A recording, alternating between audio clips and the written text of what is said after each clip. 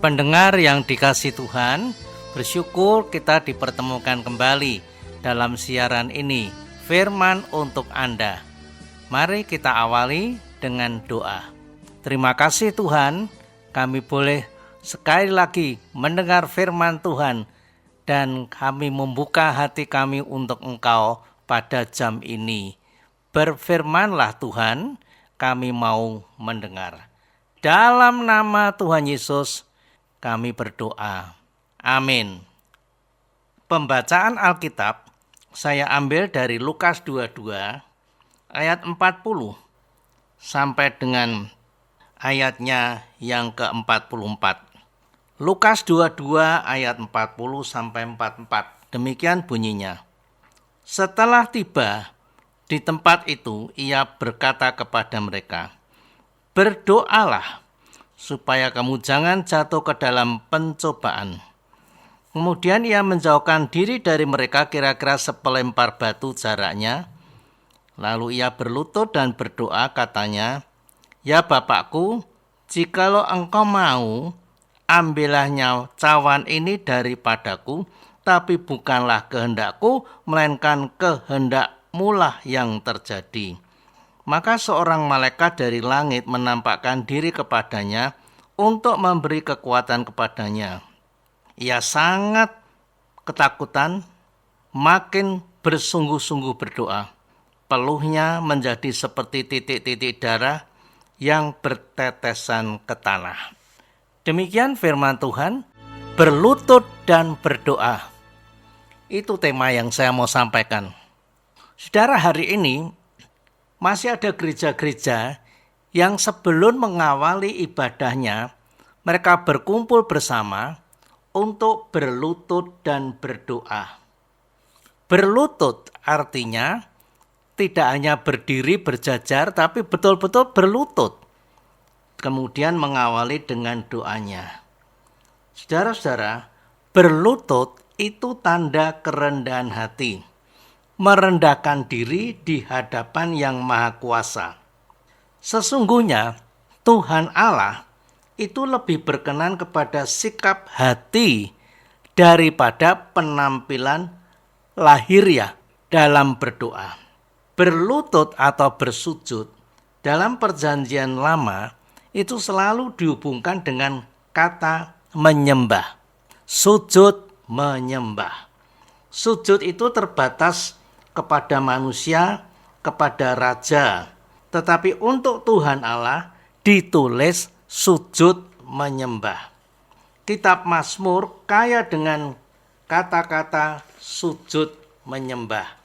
Tanda bahwa si pemazmur ini mengajak pembacanya untuk merendahkan hati. Mazmur 5 ayat 8.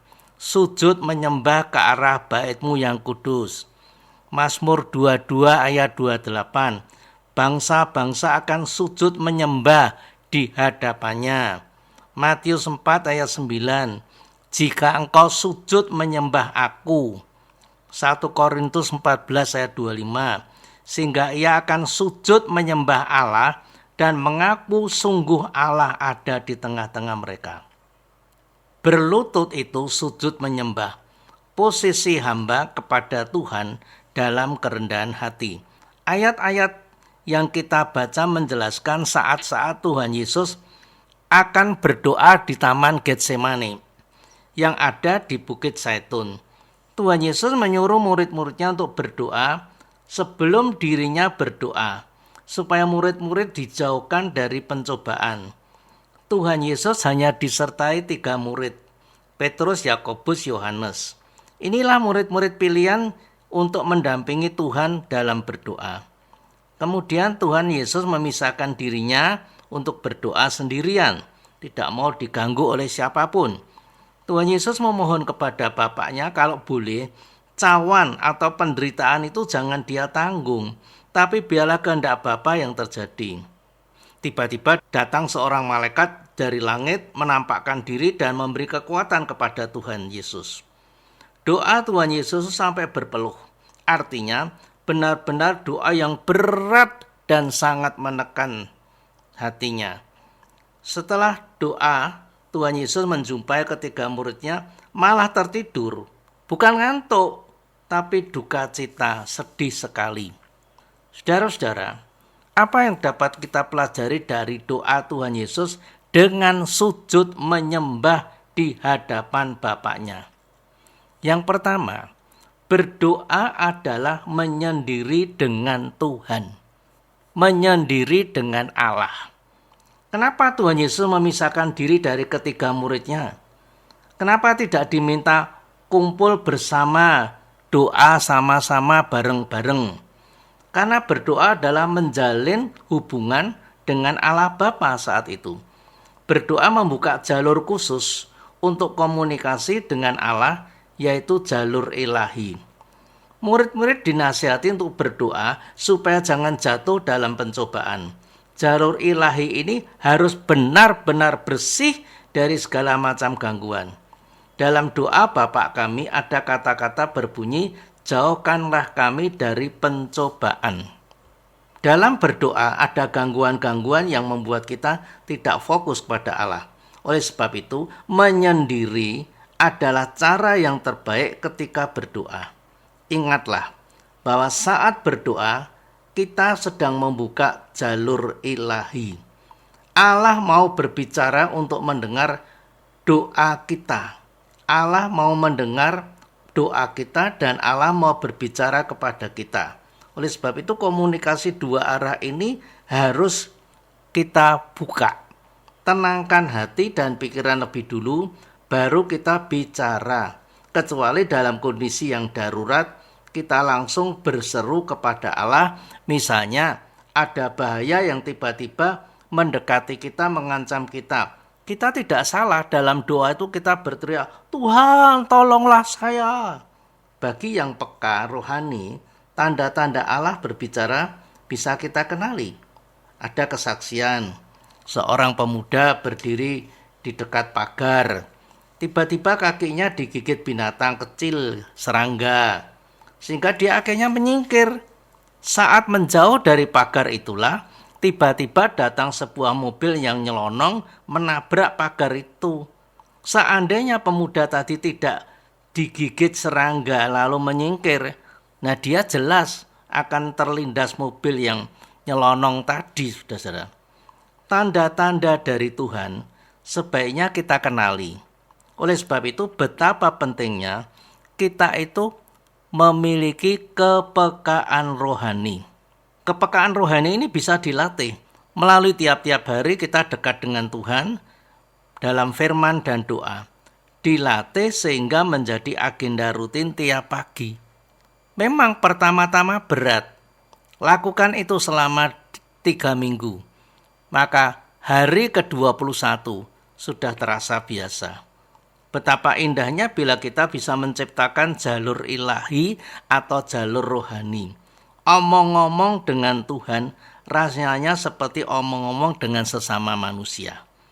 Menyendiri dengan Tuhan akan menciptakan pengalaman iman, pengalaman rohani yang tidak dimiliki banyak orang. Betul-betul merasakan kedekatan dengan Tuhan, bahkan bisa mendengar bisikan Tuhan. Biasakanlah menyendiri dengan Tuhan, pasti kita akan memiliki pengalaman rohani yang semula hanya kita dengar dari kesaksian orang lain. Ternyata kita bisa mengalaminya sendiri. Tuhan Yesus menyendiri dengan Bapaknya, maka dia kuat menanggung cawan penderitaan yang harus ditanggungnya. Yang kedua, saudaraku, berlutut menyembah adalah cara yang dipakai Allah agar manusia merendahkan diri. Berlutut menyembah adalah cara yang dipakai Allah agar manusia merendahkan diri. Cara menyembah Allah itu ada beberapa macam. Pertama, saya berikan contoh. Ayub menengadah ke arah Allah. Ayub menengadah ke arah Allah. Sekalipun aku dicemooh oleh sahabat-sahabatku, ke arah Allah mataku menengadah sambil menangis. Posisi melihat ke atas. Ayub 16 ayat 20. Dalam peristiwa 5 roti dan 2 ikan, Tuhan Yesus telah menerima makanan itu lalu menengadah ke langit dan mengucap syukur. Matius 14 ayat 19. Jadi sujud atau menyembah itu bisa dilakukan dengan menatap ke atas, ke langit, menandakan bahwa kita ini tidak berdaya dan memohon kepada Yang Maha Kuasa untuk melakukan sesuatu yang menguatkan kita. Ketiga, orang-orang Majus datang ke Bethlehem untuk menyembah bayi Yesus. Tanda mengakui kebesaran Allah yang turun menjadi manusia. Posisi berdoa tidak harus berlutut menyembah, tetapi boleh dilakukan sebagai tanda kerendahan hati, ketidaklayaan kita di hadapan Allah. Saya kadang-kadang berdoa dengan duduk di lantai. Saya merasakan Tuhan hadir di dekat saya, mendengar doa yang saya ucapkan. Percuma datang kepada Tuhan dengan kesombongan rohani. Kalau seperti itu, apa artinya bersujud menyembah Tuhan? Posisi yang seharusnya kita lakukan adalah berdiam diri. Apakah dengan duduk atau bersujud? Arahkan pikiran dan hati kepada Tuhan. Kalau mau lebih kusuk lagi, awali dengan puji-pujian yang kita senangi. Diulang-ulang sampai kita merasakan suasana surga turun dalam hati kita. Saudara-saudara, saya sering melakukannya itu kalau saya mau berdoa, dan saya lebih fasih dengan kidung pasamuan atau kidung-kidung dalam bahasa Jawa yang sudah pernah saya kenal. Gusti Yesus pangen mami, ibo gunging setuan, dan sebagainya. Yang terakhir, saudaraku, tidak ada doa yang sia-sia. Allah menolong tepat pada waktunya. Tuhan Yesus sudah tidak kuat membayangkan penderitaan yang bakal dia jalani di kayu salib. Waktu itu dia dalam posisi doa di Getsemane. Tuhan Yesus minta kepada Bapa, kalau boleh jangan sampai terjadi. Aku harus menanggung cawan atau penderitaan itu. Ambillah cawan ini dari hadapanku, Bapak. Tapi jangan kehendakku, melainkan kehendakmu yang jadi. Tuhan Yesus sangat-sangat susah. Peluhnya menjadi seperti titik-titik darah yang menetes ke tanah. Ini tanda pergumulan yang sangat-sangat berat, saudara. Di saat itulah, Bapa di surga mengutus malaikatnya dengan cara menampakkan diri di depan Tuhan Yesus dan memberikan kekuatan kepadanya. Malaikat itu tidak berbicara apa-apa, hanya hadir menampakkan diri. Saudara-saudaraku, tidak ada doa yang sia-sia sekalipun berat pergumulan kita, tapi Allah akan memberi kekuatan supaya kita bertahan. Dalam pergumulan hidup ini, hanya ada kemungkinan-kemungkinan. Pertama, kita menyerah karena pencobaan, atau kita bertahan dengan kekuatan yang diberikan Tuhan. Hanya ada dua kekuatan yang mendekat kepada kita saat kita sujud menyembah berdoa, yaitu kekuatan iblis melalui pencobaan. Iblis akan berkata, percuma kamu berdoa, Tuhan tidak mendengar kamu. Kamu sudah banyak dosanya. Lupakan saja Tuhanmu. Mari ikut petunjukku. Kalau kamu mengikuti aku, kamu akan mendapatkan jalan keluar. Saudara-saudara, kalau orang itu lemah imannya, maka dia akan berhenti berdoa. Dia akan mendengar suara-suara iblis dan akhirnya dia mengikut iblis. Nah, cara iblis ternyata lebih gampang dan sudah banyak buktinya. Melalui cara-cara kuasa gelap, apapun yang kita minta bisa dikabulkan. Sekalipun membawa kurban. Melalui ritual-ritual yang bertentangan dengan firman Tuhan. Sekali dicoba dan berhasil, maka akan diulang selanjutnya. Dan iblis pun senang. Yang kedua, kekuatan dari Allah. Ada malaikat yang memberikan kekuatan kepada Tuhan Yesus. Malaikat tidak harus makhluk surgawi yang datang dari surga dengan memakai sayap. Itu yang sering kita lihat dalam gambar-gambar. Tuhan kita bisa memakai manusia untuk menjadi malaikat yang menolong kita di saat-saat yang paling menakutkan. Malaikat yang datang di saat Tuhan Yesus berdoa, tidak berbuat apa-apa, kecuali hanya menampakkan diri. Itu sudah cukup bagi Tuhan. Karena berarti Allah Bapa tidak membiarkan Tuhan Yesus bergumul sendiri. Saudara-saudara, kami pernah mengalami peristiwa yang aneh.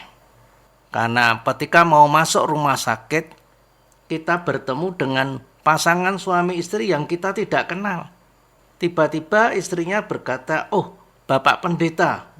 Saya mengatakan, "Ya, mau kemana Pak Pendeta?" "Oh, saya mau menengok Ibu A."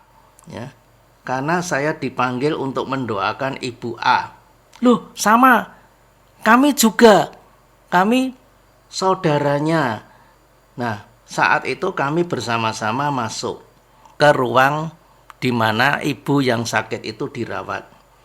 Rupa-rupanya Tuhan memakai kami berdua sebagai malaikat yang akan memimpin ibu ini untuk kembali kepada Bapa. Sangat-sangat mengesankan sekali. Kami sungguh terheran-heran kenapa kami bisa berjumpa dengan keluarga yang sama sekali kami tidak kenal.